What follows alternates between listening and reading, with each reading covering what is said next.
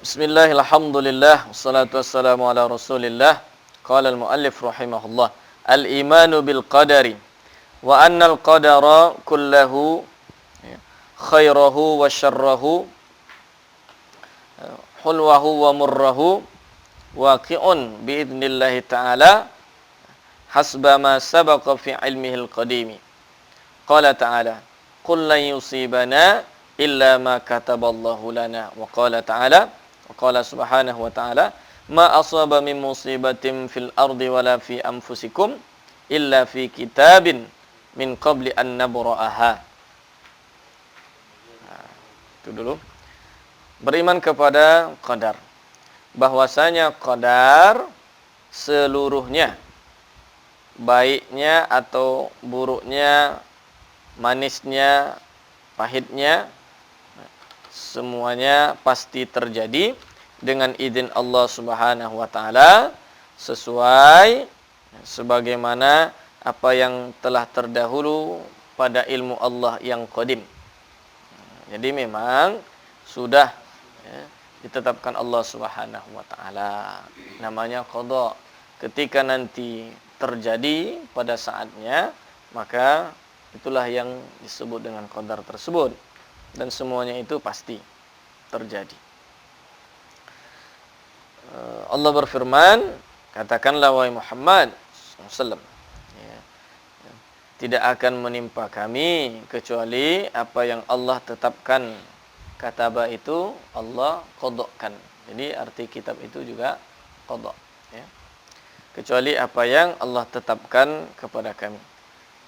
Allah juga berfirman, tidak ada yang menimpa dari musibah di bumi dan tidak pula pada diri kamu kecuali semuanya di dalam ketetapan Allah fi kitabin, di dalam kitab atau ketetapan Allah sebelum ditampakkan atau diciptakan oleh Allah Subhanahu wa taala.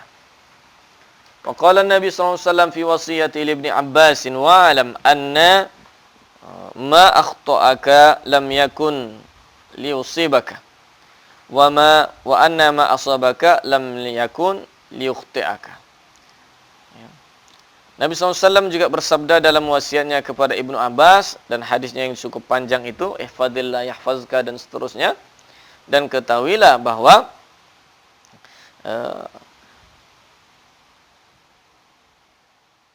ma akhta'aka, suatu yang tidak akan menimpamu, tidak akan dia, sesuatu yang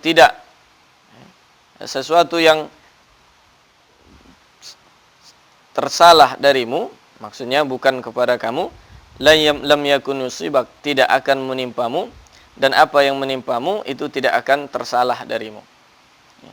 Jadi yang menimpa kamu itu tidak akan salah. Bukan seharusnya orang lain kok aku yang kena, bukan. Dan begitu juga yang tidak kepadamu, yang akan kepadamu itu tidak akan menimpa orang lain. Ma akhta'aka lam yakun liusibak, dan ma asabaka lam yakun liukhti'. Jadi yang menimpamu itu tidak akan tersalah kepadamu, maksudnya itu bukan karena salah sehingga menimpamu, bukan. Memang itulah untuk. Jadi tidak ada istilahnya takdir yang tertukar. Tak ada takdir yang tertukar. Apa yang sudah ditakdirkan untukmu itu tidak akan salah ke orang lain. Apa yang takdir orang itu tidak akan meleset jadi kepada dirimu. Wala yanfa'ul ihtijaju bihi fi daf'i iqabil ma'siyati.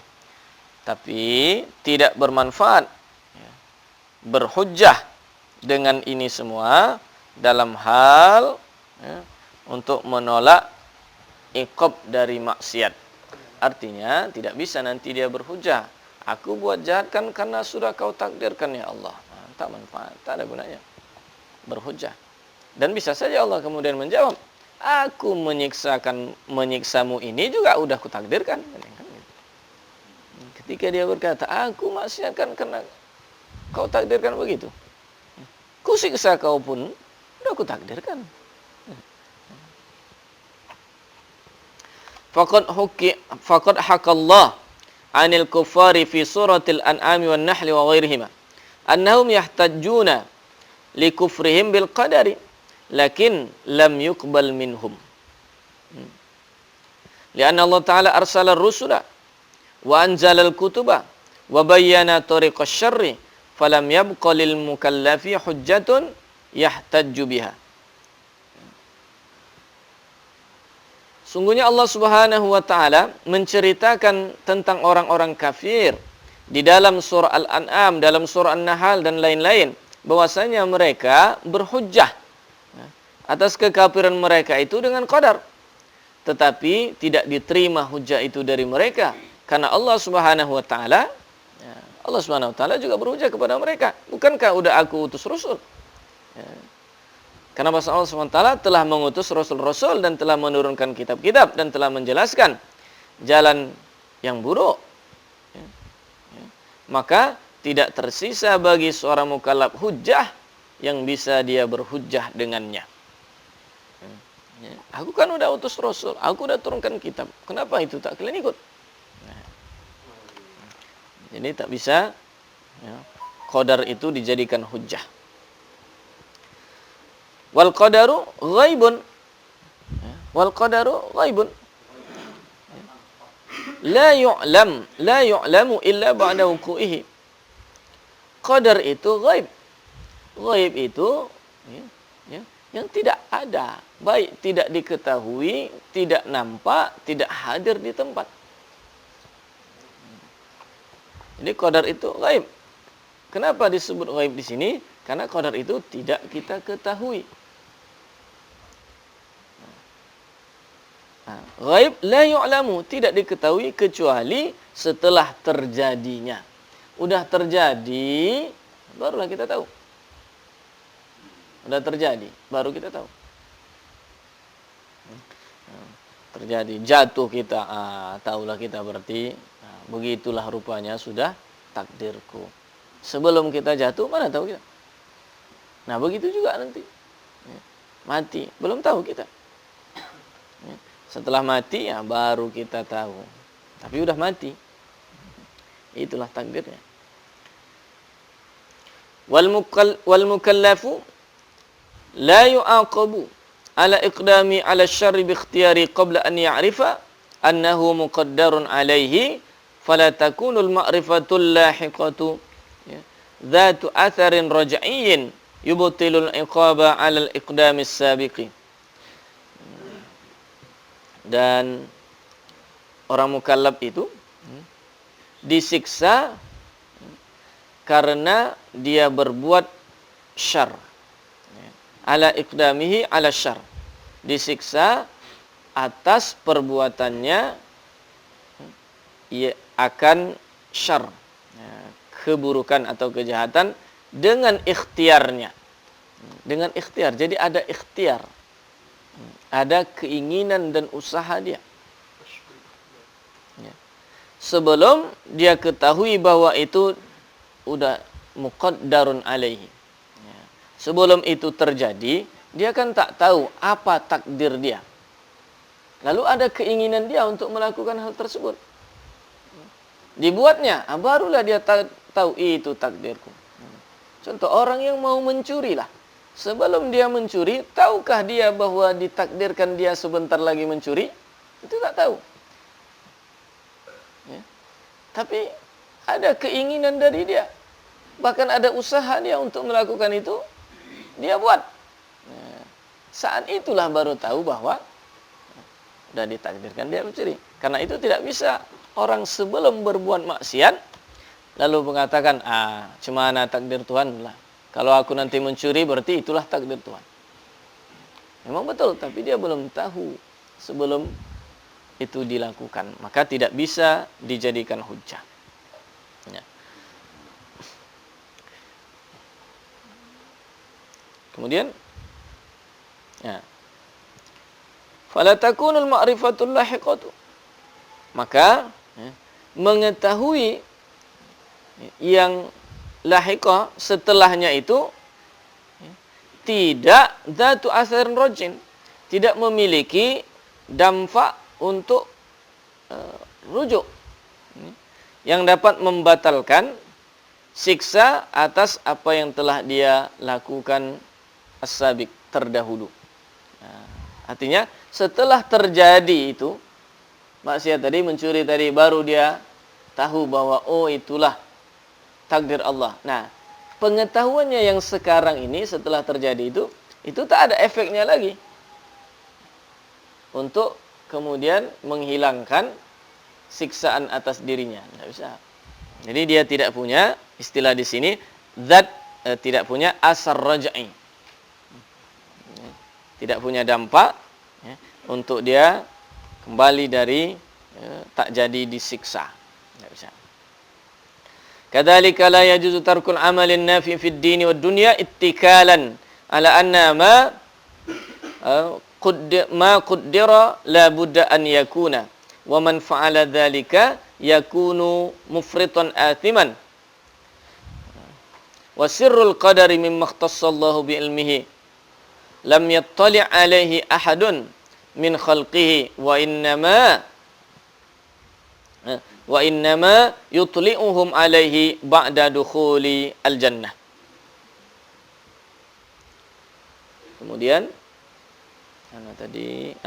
Kadzalika, begitu juga tidak boleh meninggalkan amal yang bermanfaat dalam urusan agama dan dunia ittikalan. Sebagai bentuk ittikal, berserah, pasrah. Jadi ada tawakul, ada ittikal. Kalau tawakul, itulah dia tawakal, istilah kita. Berserah setelah berusaha. Ada juga ittikal, berserah juga. Tapi berserah pasrah, tanpa ada usaha. Itu namanya ittikal. Ittikal atas apa yang telah ditakdirkan. Pasti ayyakuna, pasti terjadi. Jadi tidak bisa kemudian tak berusaha, tak beramal, karena dia ittikal, sebab apa yang ditakdirkan ya pasti terjadi. Tak pala sholat, tak pala ini, udah ditakdirkan semua. Itu tak bisa, tak boleh, tak beramal gara-gara itu. Wa man fa'ala dzalika, siapa yang melakukan hal demikian itu, maka dia mufritun asiman. Itu orang yang terlalu. Mufrit itu orang yang terlalu, kelewatan, asiman, yang berdosa. Jadi ada dia ifrat, ada tafrid. Tafrid itu kurang, taksir. Jadi kalau dia ifrat, kelewatan pula.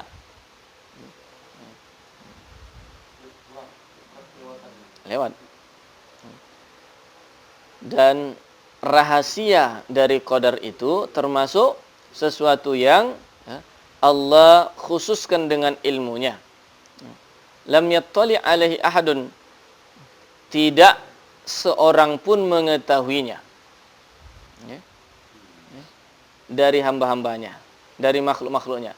Wa innama, hanya saja, yutli'uhum alaihi, Allah memberitahukan kepada mereka, kepada makhluknya, alaihi, atas qadar tersebut, ba'da dukhulil jannah, setelah mereka masuk ke dalam surga nanti. Jadi itu rahasia dari qadar. Ternyata ada rahasia atau hikmahnya. Takdir Allah begini, begitu, tak ada yang tahu. Nanti setelah surga tahu kenapa ternyata ditakdirkan doanya tak kunjung-kunjung diberi apa yang diminta. Kenapa ternyata ditakdirkan dia pisah dari istrinya macam Uwas tadi kan. Kalau sekarang nanti rahasia hikmah di balik itu, maka karena itu ya udah, apa yang terjadi takdir Allah. Nah, setiap takdir Allah itu ada rahasia-rahasia di sana, hikmah-hikmahnya yang barangkali kita tak tahu sekarang. Fahunaka faqad yang kashifu lahumul hijabu amma kana minhu khafiyan. Maka di sana sajalah nanti tersingkap bagi mereka hijab atas hijab dari apa yang sebelumnya tersembunyi. Di sana, di akhirat, di dalam surga nanti baru tersingkap rahasia di balik kenapa takdir kita begini, kenapa takdir kita begitu. Wal kalamu fil qadari ishtighalun bima la ya'ni wal ihtijaju bihi ajzun wa safahun wal ittikalu alaihi tafritun wa ihmalun. Jadi dia katakan di sini. Pembicaraan tentang qadar ini adalah menyibukkan diri dengan sesuatu yang tidak berguna. Dan berhujjah dengannya itu menunjukkan kelemahan dan kebodohan. Serta berpasrah atas qadar itu adalah bentuk dari tafrid dan ihmal, dari kurang atau sembrono dan juga kelalaian. Fa'alal mu'mini an yasira ala hadil hadisi alladhi rawahu muslimun fi sahihi an Abi Hurairah radhiyallahu anhu Nabi sallallahu alaihi wasallam al-mu'minul qawiyyu khairun wa ahabbu ila Allah minal mu'minid dha'ifi wa fi kullin khairun ihris ala ma yanfa'uk wasta'in billah wa la ta'jiz wa in asabaka syai'un fala taqul law anni fa'altu kadza kana kadza walakin qul qadarallahu wa ma syaa fa'al fa inna law taftahu amala syaitan. Nah, maka atas seorang mukmin semestinya mesti dia berjalan sesuai dengan hadil hadis, sesuai dengan jalan yang ditunjuki oleh hadis yang diriwayatkan oleh Imam Muslim dalam kitab sahihnya dari Abu Hurairah radhiyallahu anhu dari Nabi sallallahu alaihi wasallam bersabda, orang mukmin yang kuat itu lebih baik dan lebih Allah cintai dari orang mukmin yang lemah. Tetapi wa fi kullin khairun, pada masing-masing ada kebaikan. Jadi orang mukmin yang kuat tadi memang lebih baik, lebih dicintai oleh Allah. Orang mukmin yang lemah memang dibandingkan itu kurang, tetapi kedua-duanya ada khairunnya. Mukmin yang kuat bagus, mukmin yang lemah juga bagus. Karena itu ihris ala ma yanfa'uk. Maka jagalah betul-betul atau antusiaslah engkau atas apa yang bermanfaat untukmu. Kalau mau antusias ya memperbuat sesuatu yang bermanfaat untukmu. Wasta'in billah, minta tolong kepada Allah, wala ta'jiz, jangan lemah, jangan merasa lemah, tak mampu, tak sanggup. Dan jika sesuatu menimpamu, jangan kau katakan lau anni fa'altu kadza kana kadza. Kalau aku buat begini, maka akan jadi begini. Jangan.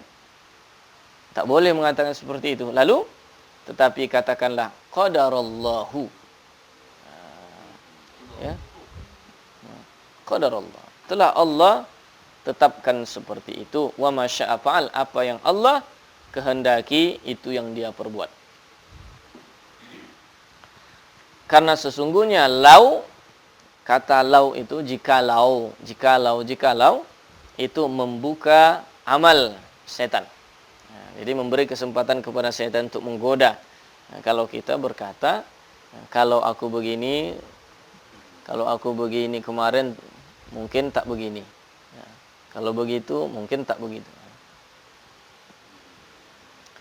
Fahadzal hadithu yujibu 'alaikal amala wal hirsa 'ala ma yanfa'uka wa yanhaka 'anil ajzi wal kasali fa idza fa'alta dhalika wa janabtal kasala wat tafrita thumma asabaka ikhfaqun mathalan fadhaka marja'uhu ila al qadari la ilaika fala tuhawilu an tat'aba nafsaka wa tafakkar biqaul wa tufakkira biqaulika law fa'altu kadza kana kadza fatilka muhawalatun min waswasati syaitan wa iha'uhu li yuhzinaka fala tusghi ilaihi walakin qul hadza qadarullah wa ma syaa fa'al. Jadi hadis ini mewajibkan atasmu untuk beramal dan untuk antusias terhadap apa yang bermanfaat untukmu. Hadis ini juga melarangmu dari lemah, malas. Maka apabila engkau telah melakukan hal itu dan engkau jauhi rasa malas, tafrid, acuh, kemudian menimpamu ikhfaq, sesuatu yang menyulitkan, contohnya, maka yang demikian itu marja'nya, kembalinya adalah kepada qadar, bukan kepadamu. Maka jangan kau coba-coba untuk mempersulit dirimu, membuat dirimu lelah. Dan engkau berpikir-pikir dengan ucapanmu, jikalau ku buat seperti ini, tentu kana kada, tentu akan seperti ini. Karena yang demikian itu adalah muhawalah, percobaan, percobaan dari waswasah syaitan. Muhawalah, usaha syaitan, dia mencoba untuk mewaswaskan kamu. Wa iha'uhu, dan isyarat dari syaitan supaya engkau bersedih. Fala tusghi ilaihi, maka jangan kau dengarkan. Fala tusghi ilaihi, jangan kau dengarkan. Walakin, tetapi katakanlah, hadza qadarullah, ini adalah qadar Allah, wa masyafa'al, apa yang dia kehendaki itulah yang dia perbuat. Wa hakadha yajibu 'alal mu'mini idza asabahu syai'un kharijun an iradatihi ghairu nashin an tafritin minhu an yaruddahu ila qada'illahi wa qadarihi. Fabidzalika yatma'innu qalbu wa tahda'u nafsuhu wa yastarihu baluhu. Hadhihi arkanul iman al-munji inda Allah Ta'ala, dzakartuha mukhallasatan mabsutatan khaliyatan minal mustalahatil ilmiyati wal masailil khilafiyati liyasula fahmuha ala an-nasi bi syatta mustawayatihim. Fa'arid imanaka 'alaiha fa in wajadtahu mutabiqan fa'arid imanaka 'alaiha fa in wajadtahu mutabiqan la fatamassak bihi wahmadillaha 'alaihi wa in wajadta fi mukhalafatan laha aw li ba'dihha fasahhih imanaka wa 'aqidataka fa bi ghairi hadhil arkani la yasihhu imanun wallahu al-mas'ulu an yaqbala hadzal amala wa yaj'alahu sababan fit ta'jili bi tafriji karbatina allati la yufarrijuha ghairuhu wala haula wala quwwata illa billahil aliyil azim. Dan begitu juga wajib atas seorang mukmin apabila dia ditimpa oleh sesuatu yang di luar dari keinginannya, bukan lahir dari kecerobohan dirinya, untuk dia kembalikan kepada qada dan qadar Allah. Dia udah berusaha, dia udah berbuat, tapi hasilnya tidak diinginkan. Maka itu kembalikanlah itu kepada qada dan qadar Allah. Dengan demikian, maka dengan demikian tenang hatinya, tentram jiwanya, yastarihu baluhu, sama artinya ini. Maka rehatlah hatinya. Yang penting udah usaha,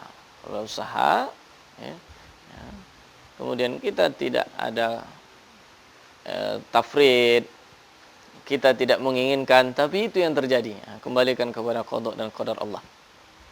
Nah, kemudian ini penutup, ini adalah rukun-rukun iman yang menyelamatkan di sisi Allah.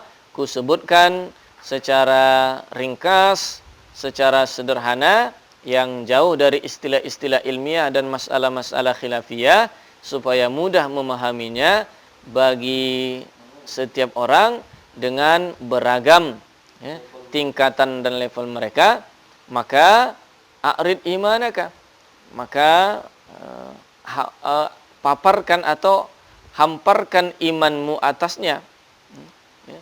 Jadi letakkan iman di atas timbangan akidah tadi, Maka jika engkau dapati sesuai, imanmu sesuai dengan apa yang dijelaskan tadi, dijelaskan sebelumnya ini, maka tetaplah berpegang dengannya dan pujilah Allah Subhanahu wa taala.